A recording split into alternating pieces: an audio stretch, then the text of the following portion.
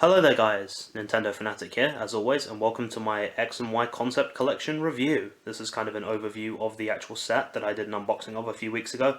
If you haven't already seen those unboxings in the three parts, I'd recommend watching those first before choosing to watch this part because it will contain spoilers pertaining to some of the cards that I got. So without further ado, let's get into it. So for this section, I kind of wanted to talk about the common cards that you get. These were the 15 of the 27 cards that were considered common. They were either non-real holographic, full art, or EX. So for the first one, as you've seen, we had Chespin. 60 hit points, has an attack that does 30 damage. I really like this artwork. I think it pops really well, and it shows Chespin in its kind of primitive form, I guess you'd say. The childlike berry-eating or Pokepuff-eating Pokemon that Clemont had in Generation 6. The Fennekin. I really liked Fennekin. I like the artwork of it. Thought it was really cool, kind of cartoonish style, I guess you'd say.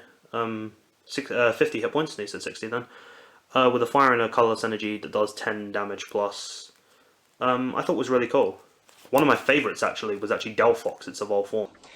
Strike that. Reverse it. Braixen, sorry. One of these things is not like the others. One of these things doesn't belong. Braixen did 70 damage for 3 energy, which is still quite a lot for a Stage 1 Pokemon with 80 hit points. I love the artwork, it's surrounded by flames. Really cool stuff, and as I said, one of the reasons why I thought the concept art was a hell of a lot better than some of the cards that we actually got. Froakie, very fun, very playful Pokemon.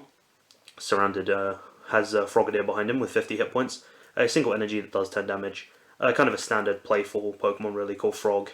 Just kind of sitting there, like bouncing away there, really cool. Then we have Frogadier, which was kind of like if you remember the Pokepuzzle cards where they had like several Pokemon in the background and they all made up one larger picture. I think it's the Tropical Collection or the Beach series.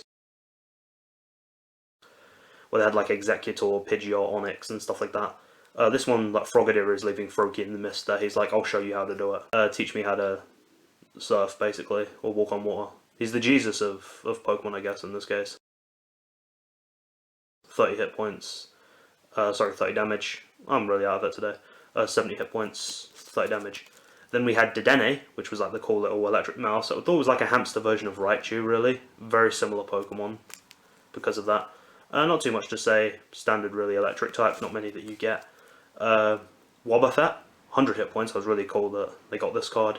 Actually, one of the first cards that actually has 2 attacks that you saw. Had 50 damage on the second attack, 100 hit points. I don't know what the first attack did. Apparently being hit with something. I thought it was really mesmerizing, kind of. Psychedelic is the word I'm looking for. The famous card I dubbed Hippopotas, which I thought was kind of a funny edit, but Hippopotas is the pre-evolved form of Hippowdon. Not my favourite artwork, but I still enjoy the kind of cartoon, the early animated version of it nonetheless.